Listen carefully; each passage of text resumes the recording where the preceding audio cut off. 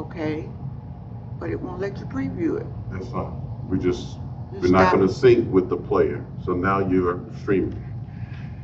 So I'm live now? You're live now. And in the future, just mute that.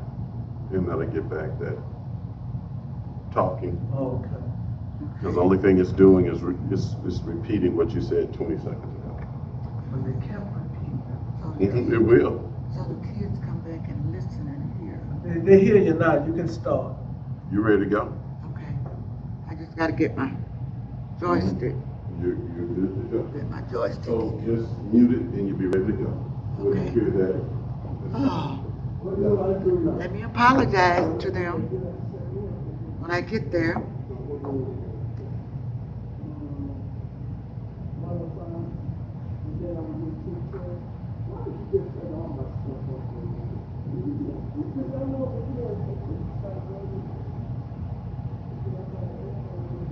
You have an echo. You're good.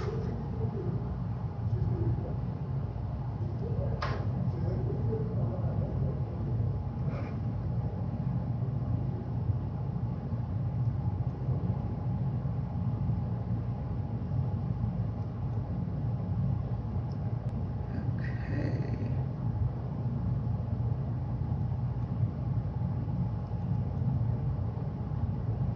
Oh, good morning. Sorry for we had a little technical difficulty. Hey, how you doing? This is fancy. Huh? This is fancy. Yeah, I'm streaming. It's introduction to social work for those who are interested in becoming social workers, or who are thinking about it, or who have thought about it. And so I'm going over the social work with them so we'll know who we are and what we are. So I'm going to go back here and go down here and open this one up. We went over healthcare services yesterday. We're not going to go over it again today. We're going to move on and talk about something else that social workers, if you're interested in the field of social work, that you might want to do. And as I asked you on yesterday to do the little quiz and get somebody else to help you as to who you are, reflect on who you are, because who you are means a lot to become a social worker. Let's get out of this and let's go somewhere else.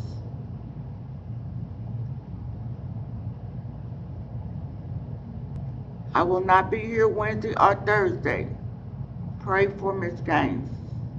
Miss Gaines is now visiting the oncologist, which is the cancer doctor. I have to go start my treatments, they tell me, whatever that is. I don't know what they are.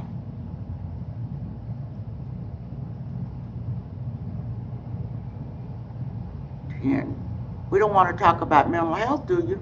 Yeah, you do. I do, because I'm crazy.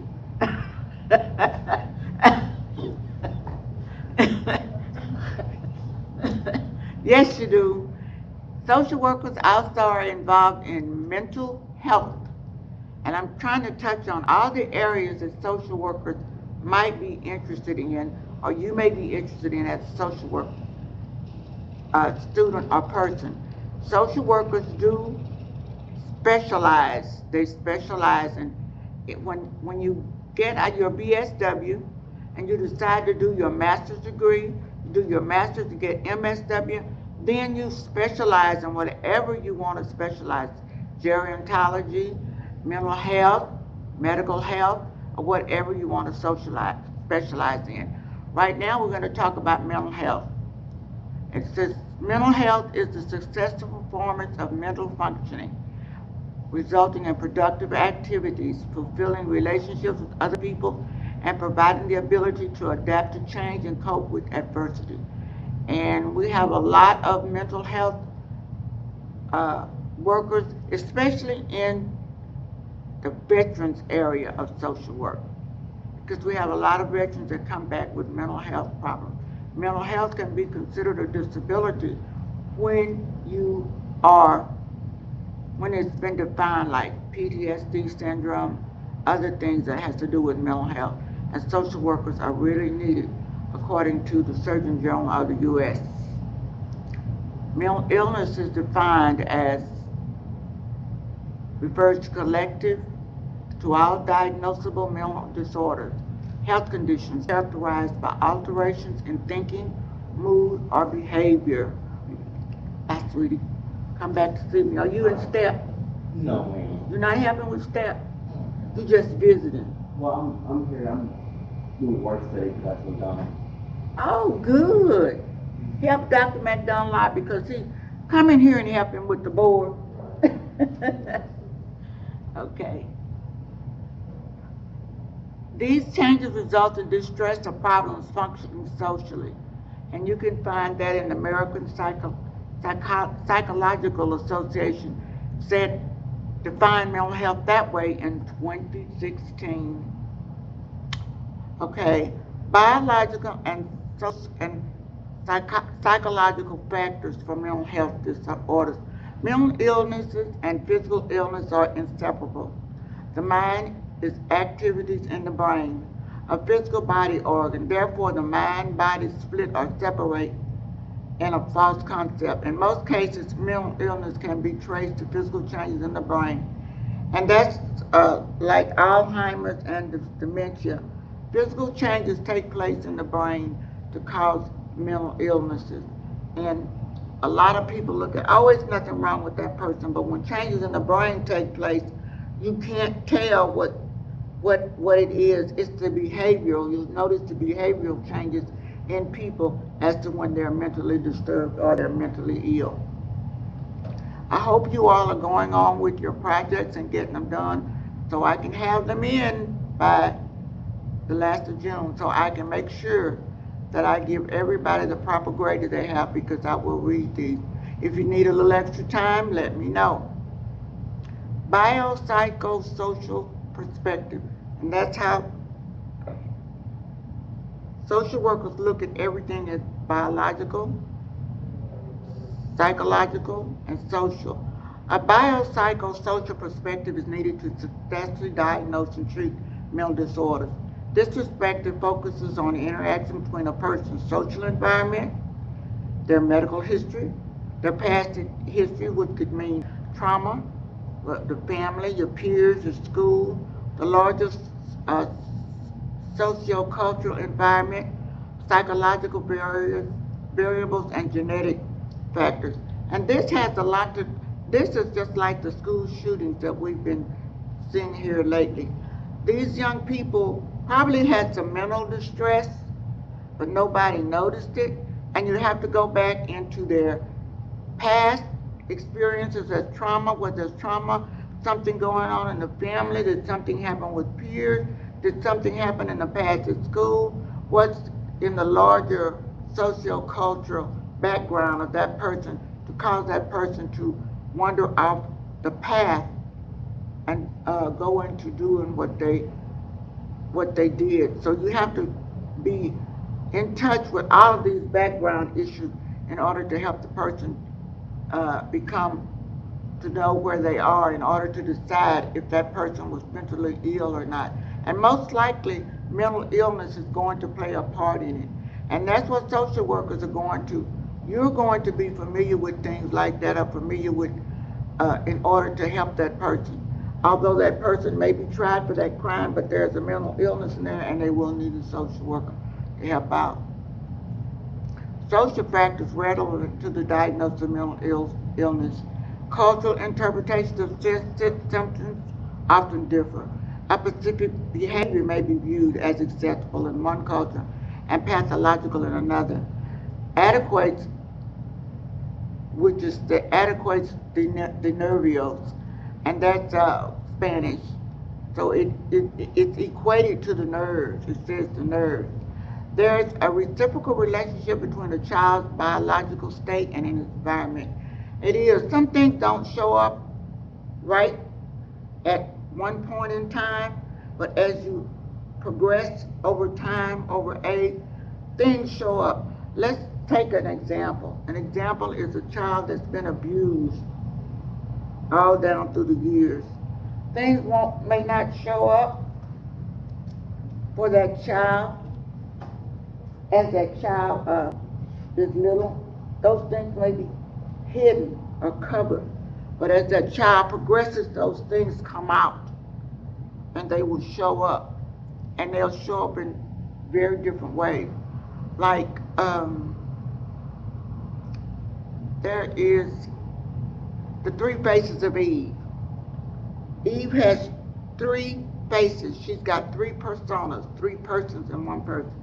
And all of this happened because Eve, somewhere in Eve's background, as she was growing up, things went on that should not have gone on. They caused her to be traumatized, and she kept these things in the back, but as she grew, they came forward. They came forward.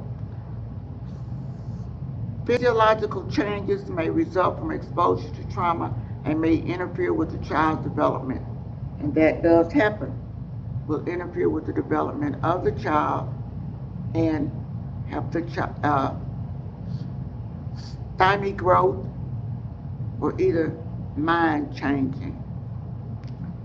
And then there's the recovery movement. People are talking about how do you help these people recover. The current model of care employed by many is a strength-based approach to work with people with mental illnesses. They work with the strengths of that person to move that person forward. Moves away from the medical model to a wellness and recovery model. Consumers should direct their own recovery. And that's what they're saying. They're using the strength perspective of the individual to help that individual move away from the medical model, because the medical model is more medicated than it is working on the strengths of the individual. Keeping that individual sedated or whatever may not be a good reason for things like that. So that's why they're moving away from things like that and going toward the strength perspective. Social work works. Social work, if you are trying or thinking of becoming a social worker, you work on the strength perspective of the individuals that you work with. That's why you are a generalist. You will be a generalist practitioner. So you work on the strengths that individuals come to you with that they don't know that they have. You pull it out, and you sometimes, and most of the time, the strength perspective helps the individual to get stronger, become better, because things that they didn't think that they had, they're able to move on those things. The current mental illness, the mental health system says, fragmentation of the system. The mental health system in the United States is a loosely coordinated set of public and private services, and it is. Nothing is knitted together in the U.S. The UT system has started integrating mental health perspective into their primary care organizations. If a person comes into a primary care doctor and says they feel depressed or they're living on a dark plane, immediately what they have been doing is getting that person in to see somebody that's going to help with their mental health, because that's a mental health issue that's going on. Managed care. The managed care system emphasizes cheaper, brief, or group treatment approaches. And sometimes groups are good, and sometimes they're not in order for a person. They don't really help a person to do the things that they need to do. So mental health sometimes is not in order as a managed care, because managed care looks for the cheapest way out, and sometimes that's not a good thing for people who are having mental problems. You have to work for that person and help that person to live better. The current mental health system, criminalization. The fragmented delivery system is further complicated by the criminalization of mental health problems, coupled with ineffective follow-up care and discharge from hospitals and inpatient psychiatric facilities. And that, we see that a lot. People who are mentally disturbed are usually put into the criminal justice system, which does not help that person. that person is usually put into the criminal justice system and forgotten about. When their time comes to parole, that person is paroled. They still have the same problem they had before they went into the system and when they went into the system. When they get out, that problem is still there and it becomes full blown. Those people are usually active in doing things that are illegal, against the law, because they have mental problems that have not been worked with. And it's something that our system is going to need to look into, and that we're going to need to advocate for changes to help these people so these people are not sent into the criminal justice system and then turned loose again with even worse problems. The current mental health system deinstitutionalizing aftercare. The current mental health system deinstitutionalization, this was promoted by the need to reduce costs of psychiatric care. Like now, you can get what they call emergency mental health services, but it only lasts 10 days. What do you do after the 10 days? By the rights of people who are involuntarily hospitalized and by advances in treatment, community treatment, assisted outpatient treatment programs allow those with serious mental illness to be released into the community with a court-ordered treatment plan. And these people sometimes don't follow this treatment plan. And that's where the social worker comes in and making visits, to see that these people are following their treatment plan, that they're doing what they're supposed to do, so they can remain in an outpatient setting, so that they're not institutionalized. Social work practices in mental health settings. Social workers. Due to deinstitutionalization, the demand for outpatient services in social work has expanded, while inpatient psychiatric hospitals hire fewer social workers than they are on outside. For instance, let's look at the Andrews Center. The Andrews Center here in Tyler is our mental health agency, and they work on the outpatient basis with our people who are mentally ill. And they hire more social workers. The social workers are out seeing the patients, doing home visits or visits to wherever is needed to make sure that these people are following the plans that have been set up for them so that they can remain out in society and remain to work on the things that they need to work on to help them to be better in society.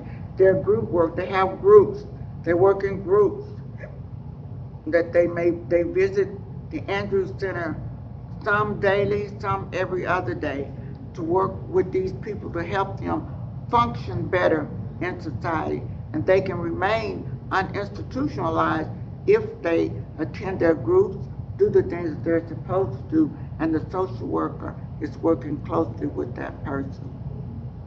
The social work roles with people who are mentally ill are various. Social workers become case managers, they advocate for these people, they become administrators, they even become therapists. And that's why I say that you specialize as a social worker, you specialize. The treatment of mental illness is emphasized on the recovery model in treating mental illness. All the power and decision will lie within the practitioner's hand, that you will help that person. The consumers have primary control over their treatment. And that is part of social work, which is called self-determination. These people will have the right to determine on how they are treated. They will have primary control of their treatment, whereas you might see something different. You're going to have to let that person decide if that's going to be what they want to do, because you are going to only be the good guide. Principles of recovery-oriented systems. There are many pathways to recovery. Recovery is self-directed and empowering. We empower our people to do better for themselves. We are not. That is not for us to decide. It's going to be up to the individual decision. Recovery involves a personal recognition of the need for change and transformation. Recovery is holistic. It involves everything that has to do with the patient. That's what holistic means. Recovery has cultural dimensions. We have to consider the culture of the person when they're recovering. Recovery exists on a continuum of improved health and wellness. And you as a social worker you have to make sure that your client is improving health-wise and wellness. And mind you, when somebody is mentally ill, they have to recover their mind, their thought, their train of thought, and as well as the body. So we can't just say, okay, he's well, I'm gone. You have to work with that person. And the time is going to be important. The time you put into it, the time the patient puts into it. Treatment for the patient. There's family therapy, psychotherapy groups, and a lot of people will do those groups. Here in Tyler, at the Andrews Center, they have a lot of psychotherapy groups that go on for people to help people to better understand themselves psychologically and what's going on with them, what's happening. Online therapy. Research suggests that cybertherapy can improve access and provide service at a lower cost than face-to-face therapy.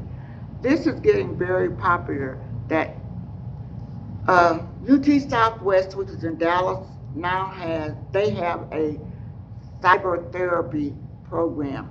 And in fact, Bethesda Health Clinic participates in that. So if somebody has a mental problem, they can work with them through the computer now without having to have face-to-face. It makes it lower cost. The cost is lower. The convenience of the services of cybertherapy or group therapy makes it possible, and increased anonymity. And that means increased keeping things not out there where everybody knows. It's quieter. It's kept more confidential. Culturally responsive practice. Practices must respond to the culture of an individual. Some culture looks at mental health as no, and they won't allow their people to be treated. Culture-bound syndrome, ethnopsychopharmacology, strength perspective, countering the stigma of treatment.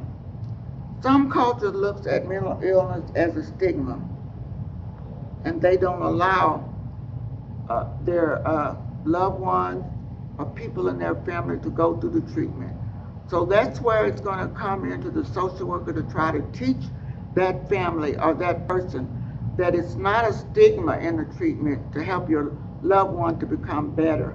And that's why you're going to learn about the cultures and know about the cultures that you work with. You just don't run in on something. It's okay, you're going to do this. You're going to know about the culture and you're going to work with that person until you get them to understand that what you're doing or what they're doing to help their loved one is going to be important.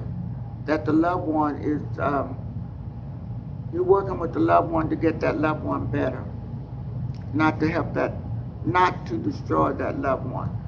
Now, today when you listen to the lecture today, I don't know if you're going to be able to go in on MSBC 105 or you need to look at MSBC 210 on your YouTube to listen to the lecture today if you're listening now.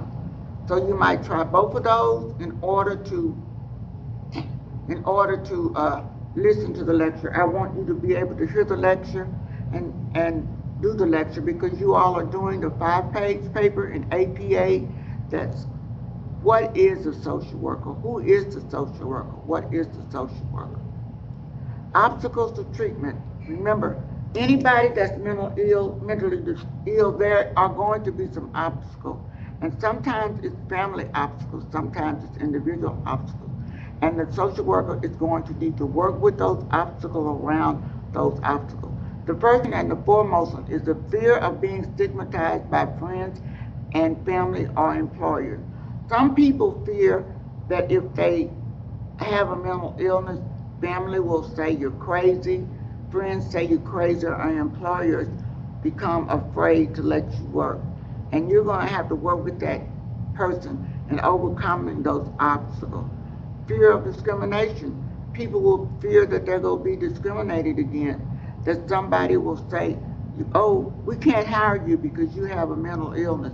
And that's against the law. You can't do that. And so we have to work with those people to let them understand. We may have to work with employers even to help them to understand. Not only families and individuals, but employers may have to be worked with, because people who have mental illnesses are not crazy. It's just not. Fear of loss of job or removal from children from the home. We have to work with the individual to let them know, and work with employers if we have to, because this is sometimes people think they'll lose their children, or families will split up, and this is not something that we want for individuals. We want to help them. It's an improvement in your life to make things better for you, so that your children are not removed from the home, or you don't lose your job. And we have to make you understand that, let you understand those things, that those things are not going to happen. You're just making life better for yourself, life better for your children, and life better on your job. The mistaken belief that physical symptoms are never signs of psychological illnesses. And a lot of people think that because a physical illness is not a sign of a psychological illness. It is sometimes. We have people who get physically ill because there's a mental problem, and they're not really physically ill. It's the mental problem that's making them feel making them feel like they're ill. It's a psychological illness that makes them feel like they're physically ill. So we need to work with people on those levels to help them to understand that. Cost of mental health care and or insurance.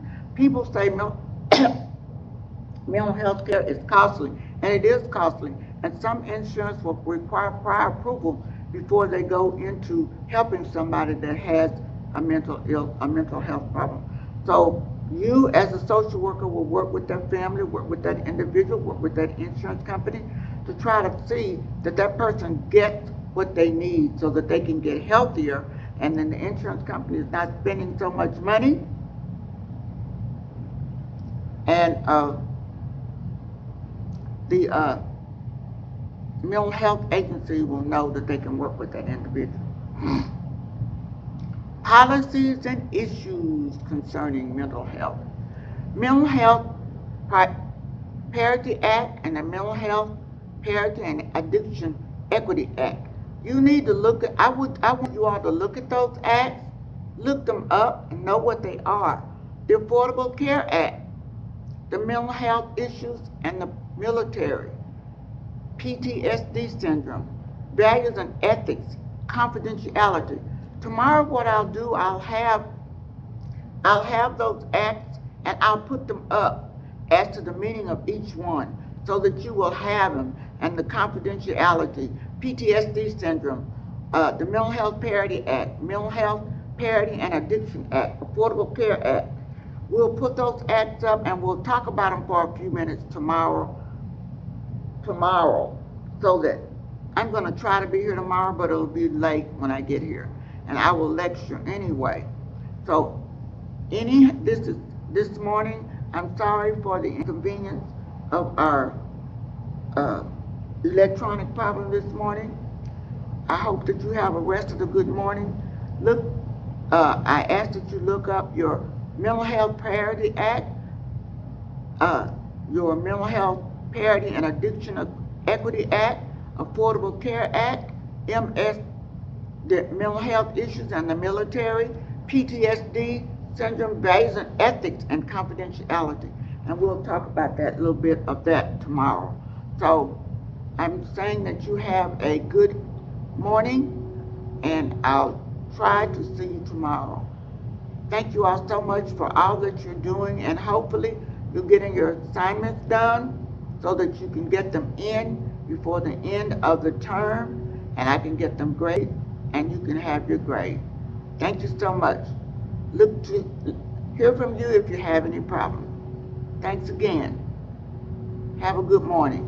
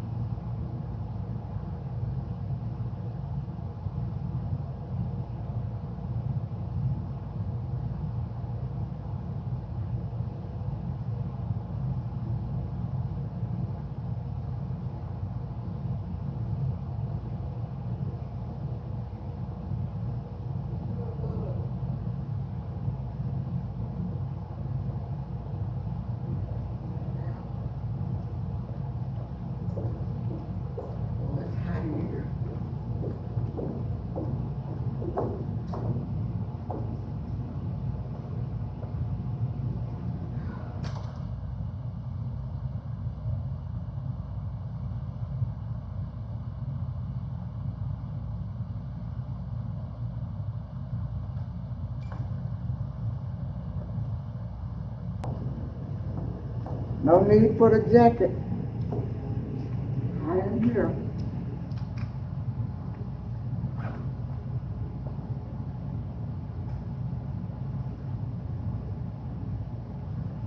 Okay.